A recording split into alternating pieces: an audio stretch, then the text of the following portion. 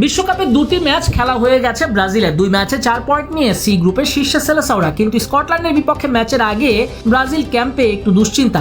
স্কটিশদের সঙ্গে ড্র করলে শীর্ষ 2-এ থাকা নিশ্চিত হবে ব্রাজিলের, আর জিতলে গ্রুপ চ্যাম্পিয়ন হওয়া প্রায় নিশ্চিত। কিন্তু এই ম্যাচে 3 খেলোয়াড়কে নিয়ে শঙ্কা আছে, আর একটা হলুদ কার্ড পেলে নিষেধাজ্ঞায় কপাল পুড়বে ওই 3 জনের।